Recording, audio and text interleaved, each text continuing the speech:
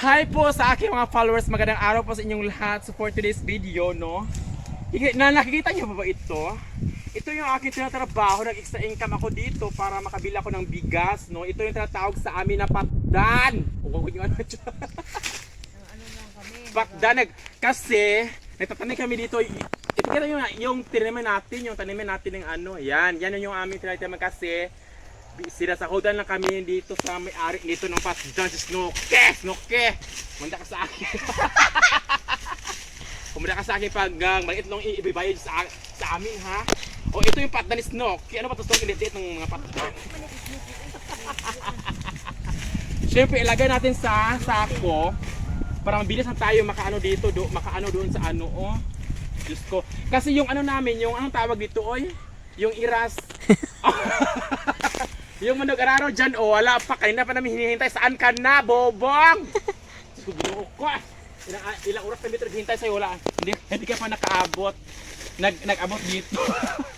Ka pa nakarating? Pakita yung ano, yung kasama ko sa trabaho. Yan. At saka yung isa, oh, si Anson yan. Ang pinakagwapa. Sige.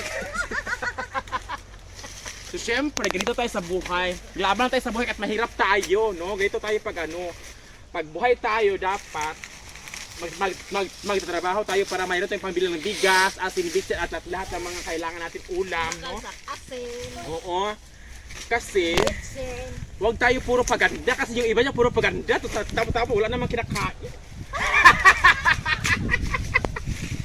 So, ako yung tularan nyo, no? Kasi maganda na, masipag pa, lahat ng tatrabaho sa bukid, trabaho ko. Hindi ako umaarati, uy, Diyos ko. Para makakain lang tayo ng bigat na yan. magandang ano, hala, bigat na to. O, ipakita sa ano. Huwag mo itonton, kayawan kakuha na karon. Ganun lang pala ito. Ano ito, ganyan, okay na to? Ganyan na. Kasama ko pala ngayon si Papa Oscar, yung banaverse ko, pero siya yung nag-video sa akin dahil wala akong video camera, no? So dito namin nilagay ng patdan at saka dito lahat mo dito sampulan natin sa dito. Ito yung ano, araro. Alam niyo araro? Char. Ito yung araro.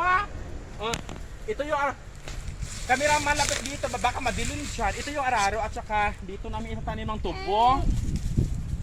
Kita nyo to, may mata kayo, wala. O dito ganun lang pagtanim, oh, na ganun lang pagtanim. Tapos tabunan ng lupa para mabubuhay. Para mamumuhay yung tubo. Oo. Kaso lang hinihintay namin yung ano, yung aming mag-ano dito, karabaw at saka yung nag-aano dito kasi wala pa dito. Kanina pa kami naghihintay. Tapos ang laki-laki pa ng aming tataniman. Oh, tingnan mo, mga ilang araw pa siguro bago namin matapos. Diyos ko, tapos yung ano namin yung tapos ito si Tanini, ito pa, oh, naghihintay din siya. At saka si Che yung pangalan pala niya, ipakita yung Che. Oh, di ba, nagtatrabaho siya kahit may namin siyang maliit na bata. Ganyan kasi pag dito ang mga taga-bukid, kaya wag yung makanohin ng taga-bukid kami dahil mas maganda ito sa bukid kasi fresh.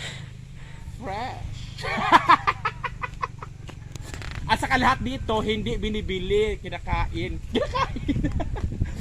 So syempre, umupo kami muna dito kasi hindi pa nga umaabot yung ano. Hindi nga dumarating. Doon pala si Papa Oscar, oh, sa puno ng mangga, malaking mangga. Kasi hinihintay namin yung mag-araro kasi wala pa, ha, anong oras na ito. Oh, baka hindi namin ito matatapos, oh, kasi marami pa, oh. Ano to, dalawang laksa. Alam mo yung laksa? Wag yung ano, laksa yung anong tawag, basta laksa, laksa yan. Tapos yung isang laksa 1,200 yung binabayad nila sa amin. Tapos ito dalawang laksa, tapos apat kami. So magkano lang namin isa-isa? O konti lang. Makabili lang kami ng bigas ng dalawang gantang. 600 ha? 600 yung isa. 600 yung isa. Sa akin 600. Oh, pabili na niya ng sa akin, pabili ng ulam. Sa kanya, pabili ng bigas, Papa Oscar. Ganito lang tayo sa buhay. Pag merong ano, matrabaho tayo kasi para makakain tayo. Hindi tayo magsigi ano, ganyan, oh. Tingnan mo si Chichi. sa akin, ge. Sa'yo, ano? Magkano sa'yo? 600, Oh. ibili ko ng gatas. O, gatas, saka sa bibin niya. Bigas, at saka... Bitsin, ginamos. Yes! Kondom pa! Plus kondom. Plus kondom pa. Hindi po, ge. Nakadipo ka pala. Uy! So ganyan ang mga ka-vibes nung Diyos ko, enjoy. Kahit mahirap dito o kahit may trabaho kami, may ano kami dito, may trabaho and dapat enjoy. Enjoy lang kami dito para matanggal yung pagod namin. Oh, laki-laki pa ng aming wawadwarin dyan para maubos namin to tanim. Pag hindi namin to maubos, hindi kami masasahura ng pera. Ano na lang kakainin namin. Ha? Kayo?